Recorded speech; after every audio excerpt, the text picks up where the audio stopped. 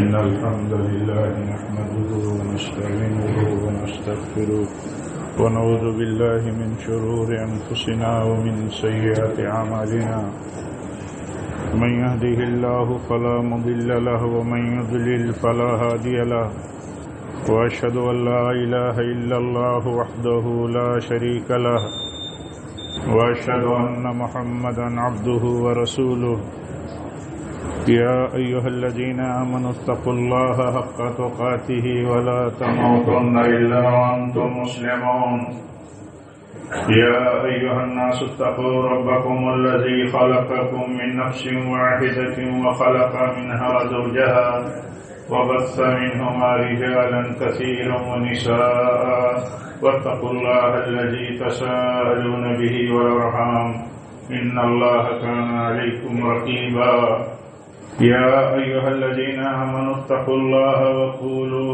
قولا سديدا يصلح لكم أعمالكم ويغفر لكم ذنوبكم ومن يطع الله ورسوله فقد فاز فوزا عظيما أما بعد فإن خير الحديث كتاب الله وخير الهدي هدي محمد صلى الله عليه وسلم وشر الأمور محدثاتها وكل محدثة بدعة وكل بدعة ضلالة وكل ضلالة في النار أعوذ بالله من الشيطان الرجيم بسم الله الرحمن الرحيم قاف والقرآن المجيد بل عجبوا أن جاءهم منذر منهم فقال الكافرون هذا شيء عجيب أئذا متنا وكنا ترابا ذلك رجع بعيد قد علمنا ما تنقص الأرض منهم وعندنا كتاب حفيظ بل كذبوا بالحق لما جاءهم فهم في أمر مريج أفلم ينظروا إلى السماء فوقهم كيف بنيناها وزيناها وما لها من فروج والأرض مددناها وألقينا فيها رواسي وأنبتنا فيها من كل زوج بهيج تبصرة وذكرى لكل عبد منيب ونزلنا من السماء ماء مباركا فأنبتنا به جنات وحب الحصيد والنخل باسقات لها طلع نضيد رزقا للعباد وحيينا به بلدة ميتا كذلك الخروج كذبت قبلهم قوم نوح وأصحاب الرس وثمود وعاد وفرعون وإخوان لوط وأصحاب الأيكة وقوم تبع كل كذب الرسل فحق وعيد أفعينا بالخلق الأول بل هم في لبس من خلق جديد وقال الله تعالى في موضع آخر ولله على الناس حج البيت من استطاع إليه سبيلا معزز حاضرین جمعہ، دینی بھائیوں، اسلامی ماں و بہنوں، یہ حج کا سیزن چل رہا ہے اور ہر مسلمان مرد اور عورت کے دل میں اللہ کے گھر کی زیارت کی تڑپ اور شوق ہوتی ہے، تڑپ ہوتی ہے، شوق ہوتا ہے کہ وہ اللہ کا گھر دیکھے اور اس کا حج کرے۔ یہ بہت بڑا اللہ کی طرف سے یہ بہت بڑا فریضہ ہے، بلکہ اسلام کا ایک رکن ہے۔ حج جو ہے یہ اسلام کا ایک رکن ہے۔ جیسے کوئی عمارت کچھ پلر پر کھڑی کی جاتی ہیں اور کھڑی ہوتی ہیں، ایسے ہی اللہ تعالیٰ نے اپنے اسلام کی عمارت کو، اسلام کے قلعے کو 5 بنیادوں پر، 5 پلر پر کھڑا کیا ہے۔ ان میں کوئی ایک پلر نکل جائے گا، کوئی ایک رکن نکل جائے گا، کوئی ایک بنیاد اس میں سے نکل جائے گی تو یہ قلعہ ڈھہ جائے گا۔ انہی میں سے ایک پلر حج ہے، جس کے اوپر حج فرض ہے، اگر وہ حج نہ کرے، یعنی استطاعت موجود ہے، طاقت موجود ہے، صحت موجود ہے، سفر کرنا آسان ہے، کوئی خطرہ اور کوئی پرابلم نہیں ہے، تو وہ گویا کہ اپنی دین کی زندگی سے ایک پلر کو نکال دیتا ہے، پھر اس کی دین کی زندگی خطرے میں پڑ جاتی ہے۔ اور آپ جانتے ہیں کہ حج جو ہے یہ اللہ کے اس گھر کا حج ہے جس گھر کو اللہ تعالیٰ نے اپنے دو عظیم رسولوں کے ذریعے حضرت ابراہیم اور حضرت اسماعیل کے ذریعے اس کی تعمیر کی تھی۔ صحیح واقعہ ہے کہ جب اللہ تعالیٰ نے انہیں حکم دیا کہ اپنی بیوی حاجر کو، جنہیں ہم حاجرہ کہتے ہیں، اپنے بیٹے اسماعیل کو لے جا کر کے اسی وادی میں چھوڑ دو جو کعبہ کی وادی تھی، جہاں آج زمزم کا کنواں ہے، لے جاؤ وہاں چھوڑ دو۔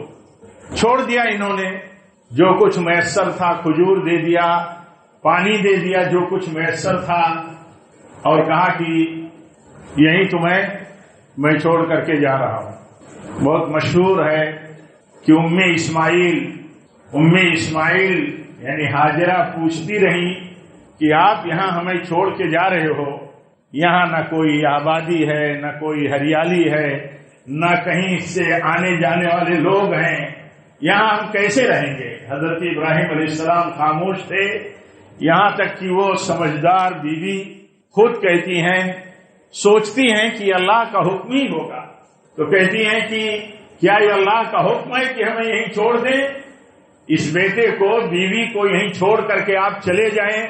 تو کہتے ہیں ہاں یہی حکم ہے۔ دیکھیے آپ کی بیوی اور اسماعیل کی ماں ہاجرہ کا ایمان کتنا پختہ تھا۔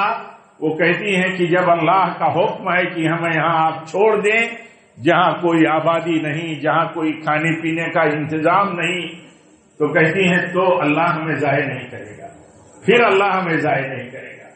ایک عورت کے لیے کیا ساری دنیا کے لیے، ہم مسلمانوں کے لیے بالخصوص یہ کتنا بڑا سبق ہے۔ جب حج پر جاتا ہے ایک حاجی، جب حج پر جاتی ہیں حجین یا عمرے پر جاتی ہیں، تو انہیں یہ ساری تصویریں سامنے ان کے آتی ہیں، یہ سب جھلک ان کے سامنے آتی ہے۔ یہ وہی مقام ہے، یہ وہی مقام ہے جہاں زمزم کا کنواں ہے، جہاں سے آب زمزم حاصل کیا جاتا ہے، پیا جاتا ہے۔ وہ پوری تاریخ جو قرآن اور حدیث میں بیان کی جاتی ہے پورے دماغ میں گھومتی ہے کہ ایک اللہ کے بندے ابراہیم تھے جنہوں نے اپنے بیٹے کو اور اپنی بیوی کو، دودھ پیتا بیٹا ہے اور بیوی ہے، یہاں کوئی آبادی نہیں پہاڑیوں کے سوا، اور پہاڑیوں کے دامن میں جو وادی ہے اس کے سوا کچھ نہیں، کوئی ہریالی نہیں۔ آج بھی آپ دیکھیے مکہ کی پہاڑیوں میں آج بھی کہیں ہریالی نظر نہیں آتی۔ تو وہ تصویر پوری سامنے آتی ہے، اور اس تصویر سے ایک ایمان بنتا ہے، ایک ایمانی سبق ملتا ہے۔ در حقیقت بہت سارے سبق دینا مقصود ہے اللہ تعالیٰ کو، کہ ایک حاجی جب حج کو آتا ہے تو اسے اللہ تعالیٰ کے اوپر توکل، اللہ کے اوپر یقین اور اللہ تعالیٰ کی توحید کا سبق اسے ملتا ہے کہ یہ وہی زمین ہے جب یہاں کوئی آبادی نہیں تھی، تو اللہ تعالیٰ نے اپنے بندوں کے ذریعے اس زمین کو آباد کیا، اور اس آبادی ہی میں جس جگہ کو اللہ تعالیٰ نے اپنے کعبہ کے لیے مقرر کیا تھا وہیں کعبہ کی تعمیر ہو گئی۔ تو یہ تصویر گھومتی ہے دماغ میں، یہ تصویر گھومتی ہے کہ کعبہ وہی بنا، اور اس کعبہ کی محبت حضرت ابراہیم علیہ السلام کی دعا کی برکت ہے کہ اتنی زیادہ دلوں میں پیدا ہو گئی۔ آپ دیکھیے کتنے بھی پیسے لگتے ہوں، کتنا پیسہ بڑھ گیا، 2-3 سالوں میں لگتا ہے 3 گنا پیسہ بڑھ گیا، لیکن اس کے باوجود دیکھیے ایک لہر ہے، کتنے جذبے ہیں، ہر جگہ قرآن اندازی کا ہی مسئلہ ہے۔ جتنے لوگ زائرین ہیں یا امیدوار ہیں ان کے لیے کوٹا نہیں ہے۔ حدیث میں آتا ہے کہ ابراہیم علیہ السلام نے جب چھوڑ دیا اپنی بیوی اور اپنے دودھ پیتے بیٹے اسماعیل کو اس جگہ، تو آگے جا کر کے اسی پہاڑی کے دامن میں دعا کرتے ہیں اللہ سے، ربنا انی اسکنت من ذریتی بواد غیر ذی زرع عند بیتک المحرم ربنا لیقیموا الصلاۃ فاجعل افئدۃ من الناس تہوی الیہ۔ وہ دعا کرتے ہیں اللہ سے، اے اللہ میں نے اپنے کچھ بچوں کو یہاں آباد کر دیا، کوئی ہریالی نہیں، کوئی آبادی نہیں، کچھ نہیں۔ یہاں جہاں تیرے گھر کو بننا ہے اس جگہ آباد کر دیا۔ اے اللہ میرا مقصد ہے تیری بندگی، تیرے لیے صلاۃ قائم کریں۔ اے اللہ لوگوں کا دل مائل کر دے اس کی طرف۔ آپ سوچئے دعا کیا تھا، آپ بتائیے ہم میں کون ہے جس نے زیارت کی ہے، عمرہ کیا ہے، حج کیا ہے، اس کے دل میں تو طلب ہی ہے، طلب ہی طلب ہے، اور جن لوگوں نے نہیں کیا ان کے دل میں کتنی طلب ہے۔ ہم میں ہر آدمی کے دل میں طلب ہے کہ اللہ تعالیٰ وہ اپنا گھر دکھائے، اس کے طواف کی توفیق دے، اس کے زیارت کی توفیق دے، حج عمرہ کی توفیق دے، اور سبق لے تو مقصد اللہ تعالیٰ کا یہ ہے اتنی بڑی عبادت کے پیچھے کہ ایک حاجی وہاں پہنچ کر کے سبق لے، جس نے حج نہیں کیا وہ بھی سبق لے کہ دنیا میں اللہ تعالیٰ کس طرح اپنی قوت کا مظاہرہ کرتا ہے، ایمان بندے کا مضبوط رہے۔ جہاں اس کے سمجھ میں نہ آتا ہو کہ اس حکم کی فرما برداری کے پیچھے مقصد کیا ہے، وہاں بھی اس کے سمجھ میں آنا چاہیے کہ اللہ کا حکم ہے تو اس کے پیچھے بہت بڑا مقصد ہے، ہمارے سمجھ میں آتا ہو یا نہ آتا ہو۔ آپ بتائیے کیا ان کی سمجھ میں آ رہا تھا کہ یہاں ہمیں بسایا جا رہا ہے؟ حاجر کی سمجھ میں کیا آ رہا تھا کہ ہمیں یہاں بسایا جا رہا ہے؟ یہاں اللہ تعالیٰ ایسا شہر بنانے والا ہے، ہماری بنیادوں سے ہمارے ذریعے ایک شہر اللہ تعالیٰ یہاں بنانے والا ہے کہ ساری دنیا کے دل یہاں سے اٹکے ہوئے ہوں گے، سارے دنیا کے دل یہاں سے لگے ہوئے ہوں گے۔ کیا پتا تھا؟ لیکن حکم ہے اللہ کا، مصلحت سمجھ میں آ رہی ہے نہیں آ رہی ہے تو کہتی ہیں حکم ہے اللہ کا تو اللہ ہماری حفاظت کرے گا۔ سمجھ میں نہیں آتا کہ یہاں ہم بچ کیسے پائیں گے، پہاڑیوں کے بیچ میں اس وادی میں انسان نہیں، تحفظ کا کوئی ذریعہ نہیں، خطرے ہی خطرے ہیں، کھانے پینے کے کوئی سورس نہیں، اور معلوم نہیں کتنے خطرے ہو سکتے ہیں میرے بچے کے لیے، لیکن ایمان اندر کا اتنا مضبوط ہے کہ وہ خاتون کہتی ہیں پھر اللہ کا حکم ہے تو ہمیں ضائع نہیں کرے گا۔ کتنے عمل اور کتنی عبادتیں ہمارے سامنے ایسی آتی ہیں کہ ہم سوچتے رہتے ہیں اس کا فائدہ کیا ہے، اس کی مصلحت کیا ہے، سمجھ میں نہیں آتی۔ ایک مسلمان کے سامنے سب سے بڑی مصلحت یہ ہے کہ ہمارے رب کا حکم ہے، اس کی فرما برداری ہی اصل مصلحت ہے، اور اللہ تعالیٰ جہاں ہماری سمجھ میں کوئی مصلحت نہیں آتی وہاں اللہ تعالیٰ بہت ساری خیر کی مصلحتیں ہمارے لیے رکھتا ہے۔ تو دیکھیے وہاں پہنچ کر کے ایک سبق ملتا ہے، وہاں پہنچ کر کے جب ایک حاجی یا عمرہ کرنے والا پہنچتا ہے، وضو کرتا ہے، جب کعبہ میں داخل ہوتا ہے تو وضو کرتا ہے، پہلا کام اس کا ہے طواف کرنا۔ جب وہ طواف کرتا ہے تو اللہ کے حکم کی فرما برداری اور سنت کی پیروی کرتے ہوئے کرتا ہے۔ وہ یہ سوچتا ہے کہ میں اللہ کے حکم کا اور نبی کی سنت کی پیروی کے لیے پابند کر دیا گیا ہوں۔ اس کو کہا جاتا ہے کہ پہلے تمہیں اجتباء کرنا ہے۔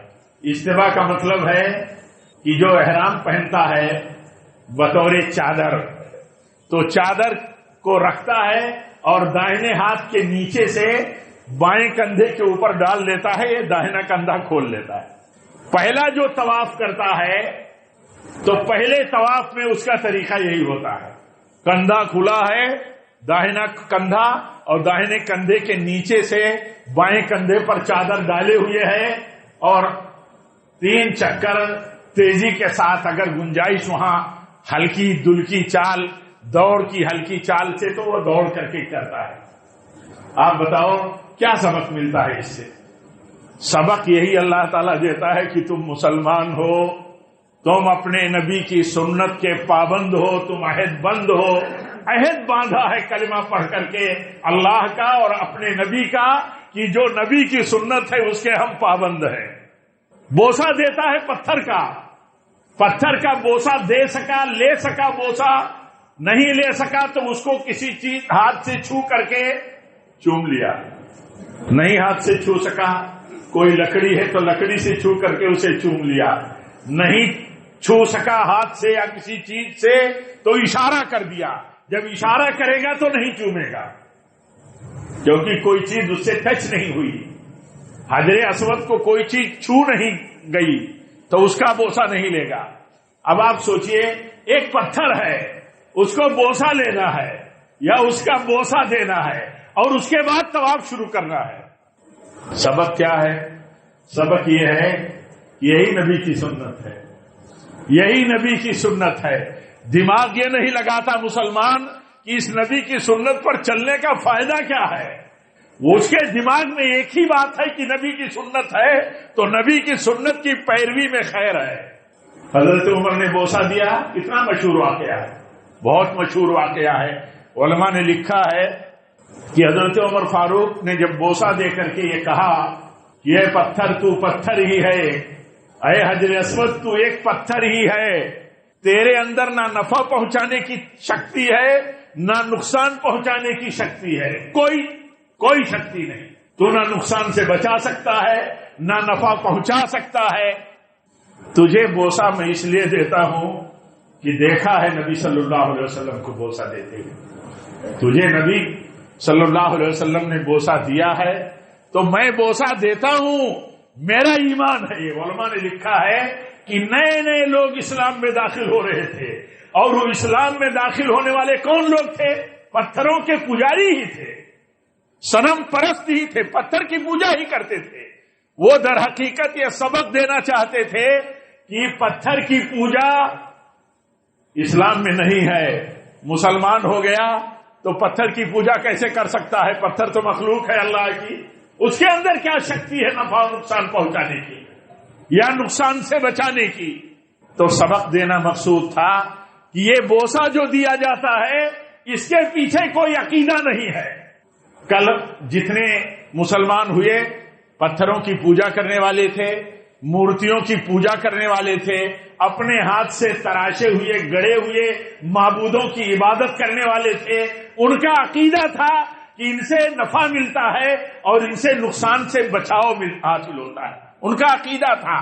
تو یہ اعلان کیا, یہ اعلان اس لیے کیا کہ تاکہ لوگوں کو معلوم ہو کہ یہ عقیدہ نہیں ہے اس کے پیچھے حجر اسود کو بھی بوسہ دینے کے, حجر اسود کو چومنے کے پیچھے بھی عقیدہ نہیں ہے ہمارا. اس لیے ہم ڈکلیئر کرتے ہیں, کھلے عام یہ کہتے ہیں کہ اس پتھر میں کوئی شکتی نہیں, تاکہ بات کلیئر رہے. تو ایک بات یہ سمجھ میں دیکھیے آتی ہے کہ یہ سنت کی پیروی میں ایسا ہوتا ہے. وہاں پہنچتا ہے بندہ تو اسے یاد آتا ہے کہ اس کی ایک تاریخ ہے, اسے معلوم پڑتا ہے کہ یہاں اللہ تعالیٰ نے اپنے بندوں کے ذریعے اس بے آب و گیاد آبادی میں اپنے گھر کو بنانے کا حکم دیا اور بنا.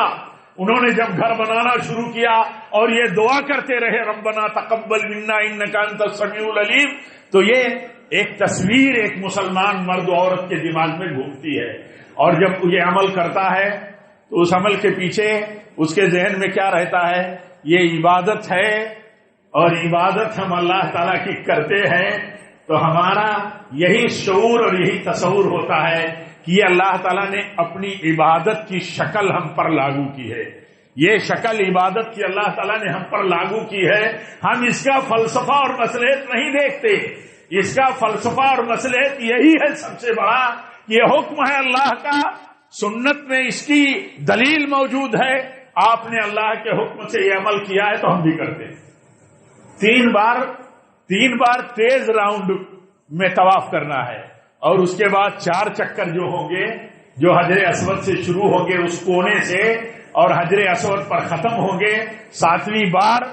تو اس میں آپ دیکھیے کیا مصلحت ہے اللہ کی, اس میں مصلحت ہے اللہ کی کہ ایک پتھر کو چومنے کا حکم دیا ہے رب العالمین نے اور ایک رکن ایمانی کو چھونے کا حکم دیا, اس کو چومنا نہیں ہے. روئے زمین پر کسی بھی پتھر کو, کسی بھی قبر کو, کسی بھی مقدس مقام کو اپنے طور پر سمجھ لینے یا ہونے کے باوجود اسے چھونا نہیں ہے, چومنا نہیں ہے تبرک کے نقطۂ نظر سے. آپ بتاؤ کسی نبی کی قبر کو یا آپ صلی اللہ علیہ وسلم جس میں دفن کر دیے گئے کیا چوما جاتا تھا؟ انہیں معلوم تھا کہ چومنا ہے اگر کسی پتھر کو تو صرف حجر اسود ہے, چھونا ہے اگر کسی پتھر کو تو وہ بھی حجر اسود ہے, اور چھونا ہے تو صرف کعبہ کے رکن یمانی کو جو حجر اسود سے آپ جب طواف شروع کریں گے اور وہ تیسرا جب کونا آئے گا تو وہ کونا جو یمن کی رخ پر ہوتا ہے تو اس کو چھونا ہے, اس کو چومنا بھی نہیں. کعبہ کے اوپر لگے ہوئے غلاف کو چومنا چاٹنا نہیں ہے. کعبہ کی دیواروں کو چومنا چاٹنا نہیں ہے. اس لیے چومنا چاٹنا نہیں ہے کہ کعبہ کی دیواروں کو چومنے چاٹنے کی اجازت نہیں ہے. بعض موقعوں پر ایسا واقعہ پیش آیا، تفصیل کا وقت نہیں ہے، تو بعض صحابہ نے کہا کہ یہ تو کعبہ ہی ہے، کعبہ کو چومنے اور چاٹنے میں کیا حرج ہے؟ تو دوسرے صحابہ نے یاد دلایا، لقد کان لکم فی رسول اللہ اسوۃ حسنہ. کہا نبی نے حجر اسود کو چوما، رکن یمانی کا استلام کیا، چھوا اس کو اور آگے بڑھ گئے. کعبہ کی دیواروں کو، کعبہ کے غلاف کو نہ چھوا نہ چوما، اس اعتبار سے کہ چھونا سنت ہے، اس اعتبار سے کہ اس کا چومنا برکت کی اور خیر کی بات ہے. تو جو نبی نے نہیں کیا تو نبی کی مخالفت نہیں کی جا سکتی. کتنا بڑا سبق ہے. ایک حاجی جب وہاں پہنچتا ہے تو اس کو عقیدے کا سبق ملتا ہے. اس کو عقیدے کا سبق ملتا ہے کہ اللہ جس کی حفاظت کرے اس کو کوئی برباد نہیں کر سکتا. کتنا بڑا سبق ہے ہمارے لیے. کتنا بڑا سبق وہاں سے ریز ہوتا ہے ساری دنیا کے لیے کہ یہ گھر جب بنایا گیا وہاں ایسے بندوں کو اللہ تعالیٰ نے آباد کرایا کہ جب وہاں کچھ نہیں تھا اور پھر آباد کیا. اللہ تعالیٰ نے ایسا شہر آباد کیا کہ دنیا میں اتنا مقدس شہر اور مقام نہیں کہ جس کے لیے لوگوں کے دل کھینچے جاتے ہو. لوگ پیدل، لوگ سواریوں پر، جیسے بھی لوگ کتنی تیاریوں میں رہتے ہیں کہ کیسے ہم حج کر لیں. تو یہ عقیدہ اللہ تعالیٰ دیتا ہے. اور جب حج کا عمل بندہ کرتا ہے تو اس کے لیے کیا طریقہ ہے؟ اس کے لیے طریقہ وہ ایک عمل میں دیکھتا ہے کہ ہمارے نبی کی سنت کیا ہے، ہمارے نبی کی عادات نہیں ہے. وہیں اس کو سبق ملتا ہے کہ عبادت کرتے ہوئے اسے اپنے نبی کی سنت کی تلاش اور فکر کرنے کی ضرورت ہے. حج کیا ہے؟ یہ جسمانی اور مالی عبادت ہے اور عبادتوں میں بنیاد ہے.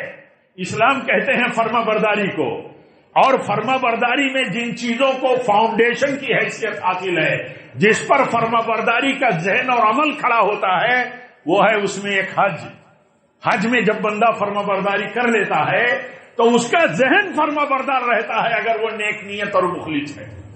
پھر وہ فرما برداری کے لیے مصلحتیں نہیں تلاش کرتا. اس کی سمجھ میں یہ بات نہیں آتی، وہ یہ کبھی سوچتا نہیں کہ داڑھی نہ رکھنے میں مصلحت ہے. وہ یہ سمجھتا ہے کہ داڑھی رکھنے میں مصلحت ہے کیونکہ ہمارے نبی کی سنت ہے، یہ فطرت ہے اور یہ غیروں کا طریقہ ہے. اس کی سمجھ میں ایک ہی بات آتی.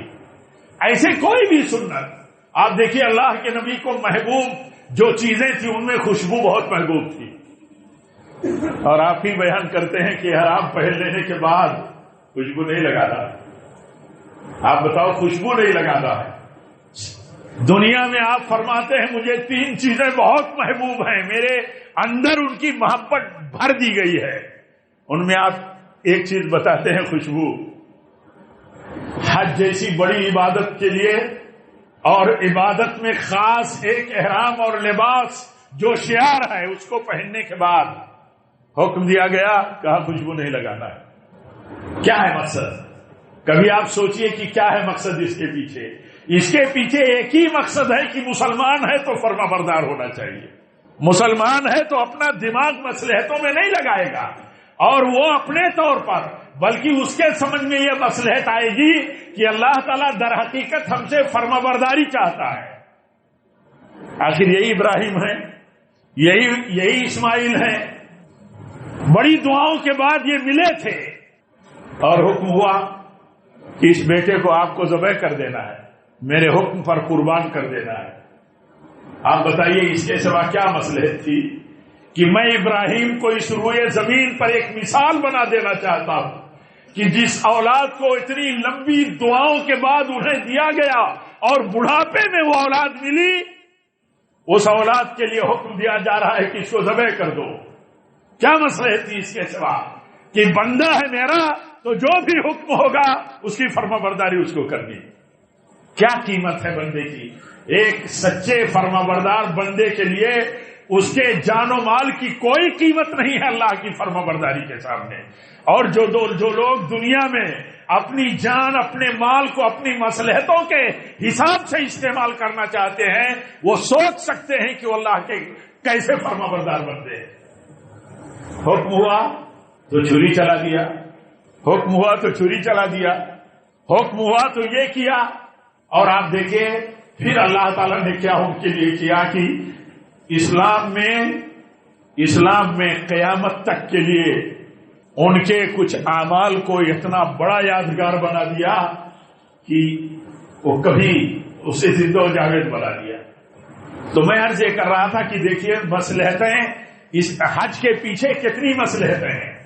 ایک تو یہ ہے کہ عقیدے کی مصلحت ہے، اتباع سنت اس کو قدم قدم پر کرنا ہے اور سبق لینا ہے. 7 چکر کرنا ہے کعبہ کا، اس کے بعد اس کو صفا مروہ کی صحیح کرنی ہے. صفا پہ چڑھنا ہے، پھر اترنا ہے، پھر تھوڑی دیر دور کا جو ڈیوریشن فاصلہ ہے اس میں تھوڑا صحیح کرنی ہے، تیز چلنا ہے، پھر آگے نارمل چلنا ہے، پھر مروہ پر چڑھ جانا ہے. آپ سوچئے صفا سے شروع کیا، ایک چکر ہو گیا مروہ کا پر. ایسا نہیں جیسے کعبہ کا طواف ہے کہ حجر اسود کے کونے سے شروع ہوا بوسہ لے کر کے، چھو کر کے یا اشارہ کر کے، اور حجر اسود پر آ کر کے ایک چکر ہوگا. ایسا نہیں ہے. صحیح میں صفا سے شروع کرے گا، مروہ پہنچا تو ایک چکر ہو گیا، اسی لیے 7واں چکر مروہ پر ختم ہوگا. وہاں بھی دیکھیے کیا ہے، اپنے بندے کے عمل کو، اپنے بندی کے عمل کو اللہ تعالیٰ نے قبول کر لیا تو کہا اسے قیامت تک ہم یادگار بنا دیتے ہیں. ہر صحیح کرنے والا بندہ میرا، مرد ہو یا عورت ہو، چھوٹا ہو یا بڑا ہو، امیر ہو غریب ہو، بادشاہ ہو رعایا ہو، وہ آئے صفا سے مروہ پر جب جائے تو یاد کرے کہ یہ ابراہیم کی بیوی کی یادگار ہے. کون سی بیوی؟ جس کا عقیدہ تھا، جس کا ایمان تھا اپنے رب پر اتنا مضبوط کہ میں اور میرا دودھ پیتا بیٹا میرے گود میں ہے، میرے سینے میں دودھ نہیں ہے، تو بھی اس کا ایمان ہے کہ اللہ تعالیٰ دودھ اور پانی پیدا کرے گا. اتنا مضبوط ایمان.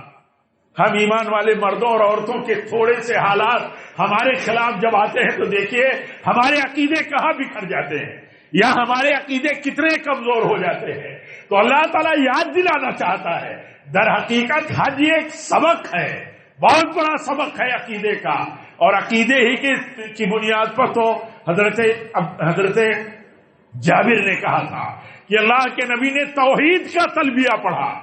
حج شروع کیا تو کیسے شروع کیا؟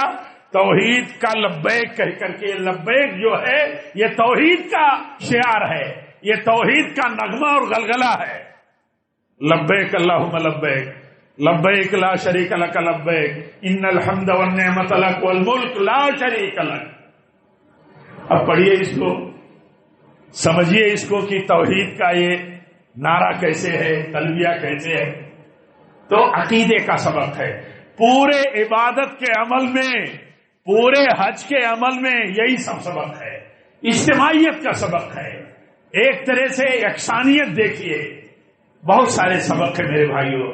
یہ سبق ہمیں لینے کے لیے، یہ سبق دینے کے لیے اللہ تعالیٰ نے سب کے اوپر حج فرض کیا ہے.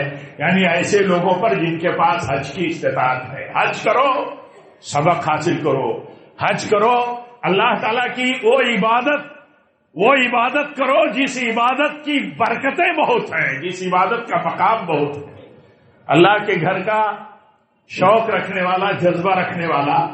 آپ سوچئے کتنا بڑا ہے اللہ کے ہاں، کتنا معزز ہے. حدیث میں آتا ہے اللہ کے نبی فرماتے ہیں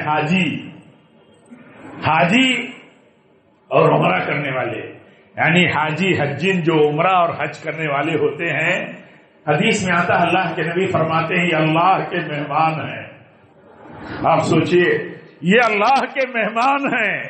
جب یہ اللہ کے مہمان بن کر کے آتے ہیں اللہ کے گھر میں حج و عمرہ کے لیے تو جو دعائیں کرتے ہیں اللہ قبول کر لیتا ہے اور جو مانگتے ہیں اللہ دے دیتا ہے۔ آپ سوچئے کتنا بڑا شرف ہے، کتنی بڑی تقریب ہے اللہ کی طرف سے کہ جو میرے گھر آتے ہیں، ظاہر سی بات ہے آپ کسی کے گھر پہنچو گے تو مہمان ہو جاؤ گے، آپ وہ میزبان ہو جاتا ہے۔ وہ اللہ کا اصل گھر ہے جو سارے مسلمانوں کا قبلہ ہے، ساری مسجدوں کا قبلہ ہے، اور وہاں جب پہنچتا ہے بندہ تو اللہ کا مہمان ہو جاتا ہے۔ اب آپ بتاؤ جو مہمان ہو، میزبان ان کے لیے کتنا کچھ کرتا ہے، کتنا اسے خوش کرنے کے لیے، کتنا اس کی تکریم کے لیے، عزت کے لیے جتنا کچھ اس کے بس میں ہوتا ہے سب کرتا ہے جب وہ یہ سمجھتا ہے کہ میرے گھر پر کوئی مہمان آیا ہے۔ آپ بتاؤ اللہ کے لیے کیا کمی ہے؟ اسی لیے کہا کہ جو آتا ہے میرے گھر مہمان کی حیثیت سے میرے اور میری عزت پاتا ہے، بتاؤ میرے یہاں کیا کمی ہے کہ جو مانگے میں اسے نہ دے دوں؟ تو اسی لیے اللہ کے نبی فرماتے ہیں اللہ تعالیٰ جو بھی اس کا مہمان مانگتا ہے اسے دے دیتا ہے، جو بھی سوال کرتا ہے اس کو عطا کر دیتا ہے۔ اور بندے کا سب سے بڑا سوال کیا ہوتا ہے؟ ایک حاجی اور حجین کی سب سے بڑی طلب کیا ہوتی ہے؟ طلب کیا ہوتی ہے؟ اللہ انہیں بخش دے، اللہ ان کے گناہوں کو معاف کر دے۔ حدیث میں آتا ہے اللہ کے نبی فرماتے ہیں من حج فلم یرفس ولم یفسق رجع کیوم ولدتہ امہ۔ اللہ کے نبی فرماتے ہیں جس نے حج کیا اللہ کے گھر کا اور حج کرتے ہوئے اس نے گناہوں کا ارتکاب نہیں کیا، اللہ کے حکم کی نافرمانی نہیں کی، گندی حرکتیں نہیں کی، اخلاقیات سے گری ہوئی اور گناہ کے کام نہیں کیے، تو اللہ کے نبی فرماتے ہیں اب وہ جب لوٹ کر کے آتا ہے حج کر کے تو ایسے ہی ہو جاتا ہے جیسے اس دن تھا جس دن اس کی ماں نے اسے پیدا کیا تھا، اس پر کوئی گناہ نہیں تھا۔ آپ بتاؤ بندہ بخشش مانگتا ہے، بخشش اللہ سے بخشش کا سوال کرتا ہے اور بخشش کا سوال کرتا ہے، مہمان ہے اللہ کا تو اللہ تعالیٰ اسے بخش دیتا ہے۔ اسی لیے بہت ساری برکتیں ملتی ہیں۔ وہ آگے جو اللہ تعالیٰ نے فرمایا کہ لیشہدوا منافع لہم، لوگوں میں اعلان کرو اے ابراہیم سے اللہ تعالیٰ فرماتا ہے ابراہیم لوگوں میں اعلان کرو بیت اللہ کے حج کا اعلان کر دو لوگوں میں، وَأَذِّن فِي النَّاسِ بِالْحَجِّ يَأْتُوكَ رِجَالٌ وَعَلَى كُلِّ ضَامِرٍ يَأْتِينَ مِنْ كُلِّ فَجٍّ عَمِيقٍ لِيَشْهَدُوا مَنَافِعَ لَهُمْ۔ وہ فائدے اپنے حاصل کر لیں، دیکھیں فائدے کی جگہوں کو، فائدے حاصل کریں۔ کتنا بڑا اس سے بڑا فائدہ کیا ہے کہ بندہ مہمان ہو جائے اللہ کا، مہمانی اسے نصیب ہو جائے، اور اس سے بڑا فائدہ کیا ہے کہ اللہ تعالیٰ اس کے مانگنے پر دے دے۔ حدیث میں آتا ہے کہ جب کوئی جائے حج پر، عمرے پر، سنتوں سے ثابت ہے تو اس سے کہو کہ ہمیں اپنی دعاؤں میں نہ بھولنا، ہمیں اپنی دعاؤں میں نہ بھولنا۔ کیوں؟ اس لیے کہ مہمان بن کر کے اللہ کے جا رہے ہو اور اللہ کا وعدہ ہے کہ اپنے مہمانوں کے سوال کو میں رد نہیں کروں گا، ہمارے لیے بھی دعا کرو۔ حدیث میں آتا ہے اللہ کے نبی نے حضرت عمر سے کہا عمرے کی اجازت لے کے عمرے کے لیے جانا چاہتے تھے تو آپ نے کہا کہ مجھے اپنی دعاؤں میں نہ بھولنا۔ یہ اللہ کے گھر کی برکت ہے، یہ اللہ کے مہمانوں کا اعزاز ہے اللہ کی طرف سے، اور یہ سب سے بڑی بات ہے۔ وہاں سب سے بڑی بات یہ ہے کہ دیکھیے سارے مسلمان ساری دنیا کے الگ الگ رنگ کے ایک لباس میں ہوتے ہیں، ایک لباس میں ہوتے ہیں، ایک انداز ہوتا ہے ان کا۔ سبق دینا چاہتا ہے اللہ تعالیٰ کہ سارے مسلمان کسی بھی زبان، کسی بھی خطے، کسی بھی رنگ و نسل کے ہوں تو وہ سب اللہ کے گھر میں آ کر کے ایک انداز میں رہتے ہیں، ایک رنگ میں رہتے ہیں، ایک شعار ان کا ہوتا ہے۔ مسلمان اس سے سبق لیں، اور مسلمان اس سے سبق لیں کہ حج کے جو اعمال ہیں اس میں دو بنیادیں ان کے ہاتھ سے نہ چھوٹیں، ایک اللہ کی فرمانبرداری اخلاص کے ساتھ، اور فرمانبرداری میں طریقہ نبی صلی اللہ علیہ وسلم، یہ دو چیزیں نہ چھوٹیں۔ اور وہاں سے جہاں سے شروع کرتے ہیں حج یا عمرہ، وہیں سے سبق ملتا ہے مسلمانوں کو۔ آج مسلمانوں میں کتنی بحث اور لڑائی ہے۔ کیوں لڑائی ہے؟ کیوں لڑائی ہے کہ اللہ کے گھر کے رکن ایمانی کے سوا کسی کو تبرک کے طور پر نہیں چھوا جائے گا، کسی کو چوما نہیں جائے گا۔ کتنے ہمارے بھائی بہنیں ہیں جو مزاروں پر جا کر کے اس سے لمٹ کر کے، اس سے چمٹ کر کے اسے چاٹتی ہے، چومتی ہے۔ کہیں کسی گھر کے لیے، کسی جگہ کے لیے اجازت نہیں ہے کہ اس کا پھیرا لگایا جائے، اس کا طواف کیا جائے۔ یہ سبق ملتا ہے کہ ایک اللہ کا گھر ہے اس روئے زمین پر جس کا طواف کیا جائے گا۔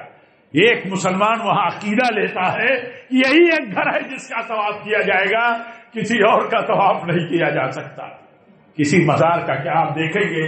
اللہ تعالی ہمارے کلمہ پڑھنے والوں کی اصلاح فرمائے، ہم سب کی اصلاح فرمائے کہ قبروں پر پہنچتے ہیں اپنے عقیدے اور اپنے نظریے کے حساب سے، تو ان قبروں کا بھی طواف کرتے، ان قبروں کو بھی چومتے چاہتے۔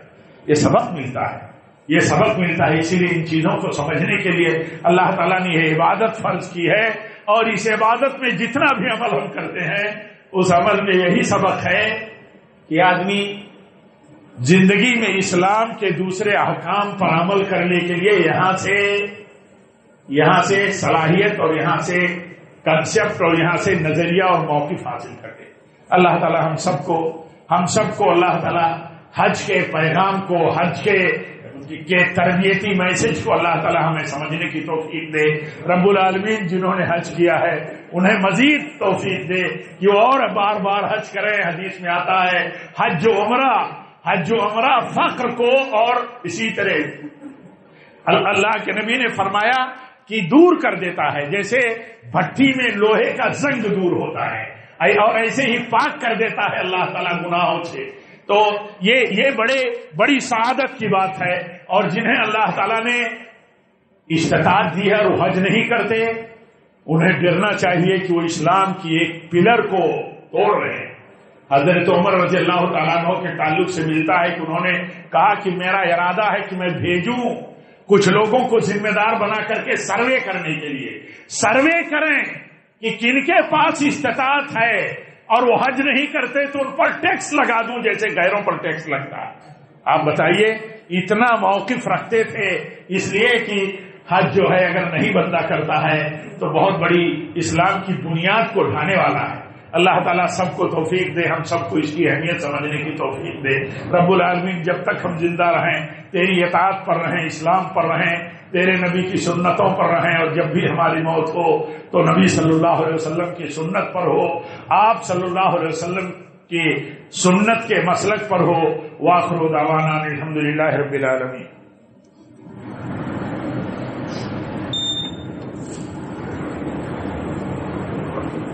الحمد للہ رب العالمین والصلاة والسلام علی رسولہ النبی الکریم۔ ان اللہ وملائکتہ یصلون علی النبی یا ایھا الذین آمنوا صلوا علیہ وسلموا تسلیما۔ اللہم صل علی محمد وعلی آل محمد کما صلیت علی ابراہیم وعلی آل ابراہیم انک حمید مجید۔ اللهم بارك على محمد وعلى آل محمد كما باركت على إبراهيم وعلى آل إبراهيم إنك حميد مجيد۔ عباد الله رحمكم الله، أقول قولي هذا واستغفر الله لي ولكم ولسائر المسلمين، وآخر دعوانا الحمد لله رب العالمين۔